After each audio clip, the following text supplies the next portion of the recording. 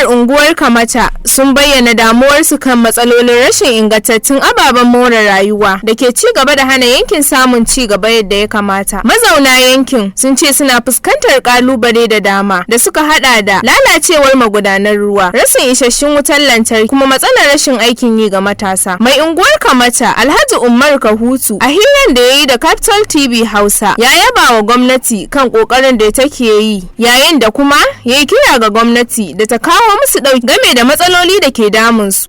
Wannan manyan baki ne muke so mu sanar da ƙorafe-ƙorafenmu yan abubuwan da suke damun al'umma. Alhamdulillah babban matsalar mu dai dama murafi ne na Kamata. Kuma mai girma speaker ya kawo an fara gwaje-gwajen auna gidajen mutane har ana kokarin biyan su.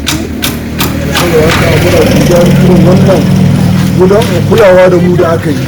Yadda aka wanke mu daman shi ne matsalar wannan rafin da yake cika mana gidaje da kayayyakinmu da kuma ya lalata mana sama da shekara 40 da ta wuce. Yanzu a matsayina na mai anguwa ko yanzu a matsayina na mai anguwa shekara ta 21 kuma mahaifina na gaya.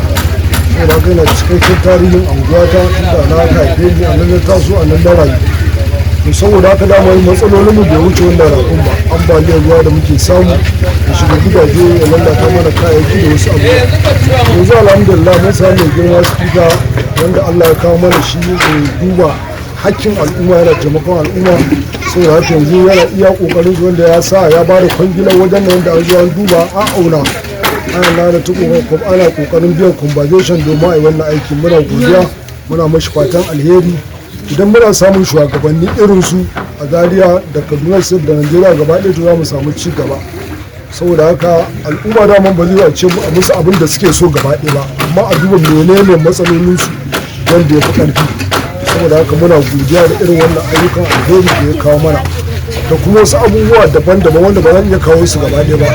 Don tallafe-tallafe matanmu na gidaje da yanke kuɗin ɗinki mashina wasu abubuwa duka muna godiya da wannan abubuwan. Sai dan ƙorafe-ƙorafen mu kuma duk ba zai wuce dai kan laukar gaban ba, su dan duba yan kwalabatin mu da su abubuwa su gyara mana tunda mai girma speaker ya ɗauki mai gaba ɗaya. To muna roƙo ga mai girma chairman ɗin mu na Zaria local government honorable Jamilu Jaga da ya duba mu yan kwalbatotin da suke anguwa. Muna da dan ƙorafi akan wata gada guda ɗaya wanda ta raba bakin kasuwa da gangaren Kamata. Muna roƙon mai girma chairman da ya sa ya duba don Allah ya taimaka mana a dan gyara mana wannan gara. Saboda haka muna godiya, muna musu fatan alheri, Allah ɗaukaka su, Allah ya ƙara tsare su. Shi kuma a nasa jawabin shugaban kasuwar unguwar Kamata Malam Adamu Usman Danjuma ya ƙara da cewa ƙudurruka na so mu tallafa wa marayu da suke cikin mu, amma ba mu da yadda za mu sai dai abin da muka iya shi muke. Amma inda hali muna roƙon gwamnati ta taimake mu, ko keke napep ne mai kafa uku ko jari Allah ya kawo yadda za a yi a bamu domin mu taimaki marayun da suke cikin mu. Sannan kuma akwai matasa wanda suna zaune ba aikin, muna so mu jawo su, to wanda ma Allah ya sa marayu ne a cikin mu ba mu iya gudanar musu da matsalolin su ballantana mu jawo wanda suke zauna. To amma mun samu taimakon gwamnati da ikon Allah za mu jawo su daina wannan shaye-shaye su dawo mu zauna mu taimake su masu taimaki kansu yadda za su zama mutane da kyau. Muna fatan alheri ko muna so kama shawara game da wannan rabon da ake yi. Inda hali gwamnati abin da ya kamata ta yi mana kamfanonuka za mu samu ci gaba, amma an ba ku wani abin da ba zai kashe muku kishi ba. Kusan an haɗa faɗa ne, saboda ni wanda duk aka ba su ya zalunci dan uwan shi.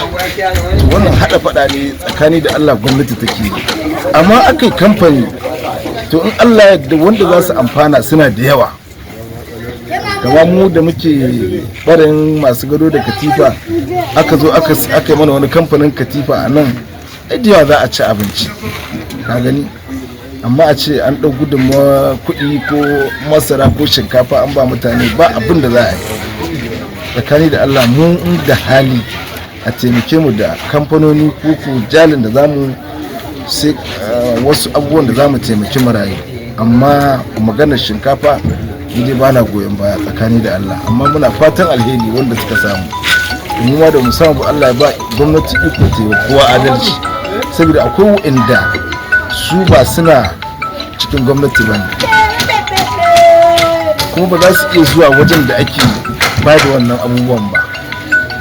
To kaga su ba su a cikin tsarin gwamnati kenan, amma in sun samu ne aka kamfani to za a taimaki kowa zai iya shigowa ciki. Tsakani da Allah ina kowa fatan alheri, Allah ya tabbatar da alheri.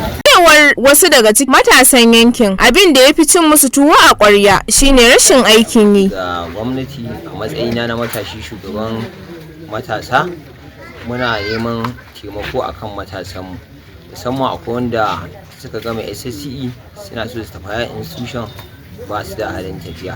Akwai kuma masu sana'o'in aikin hannu suna neman a taimaka musu da jali da tallafi wanda duk zai kawo mana ci gaba, saboda mafi yawanci shaye-shayen nan da kaga ake yi da sare-saren nan da faɗan daba mafi yawanci rashin sana'a ne da kuma rashin karatu.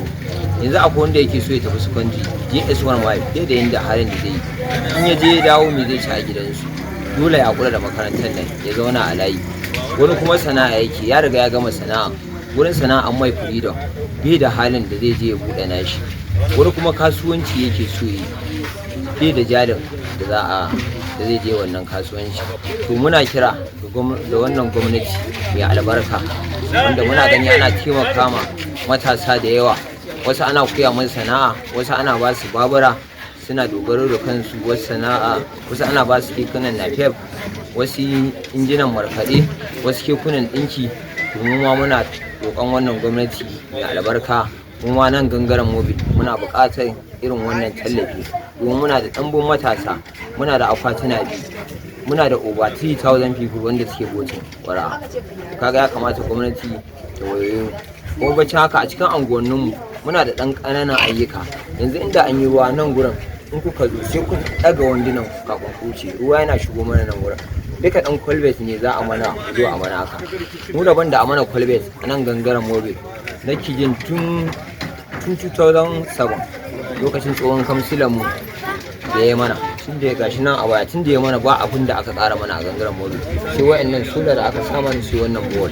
Yanzu kama bowl ɗin nan ni nake kula da shi, yanzu in ya lalace sai dai mu shiga gurin iyayenmu muna haɗo kwabo taro mu samu mu gyara. Kaga wannan wanda za a samu mana wata kungiya wanda ta ringa taimaka mana kuma muna bukata. Yanzu akwai mata da yawa suna zaune ne a gidansu ba su da sana'a, jalin mace ba wani abu bane mai yawa. Yanzu mace ka ɗau 10,000 wata ka bata ya ishe ta za ta yi jari, wata 20,000 da sauransu.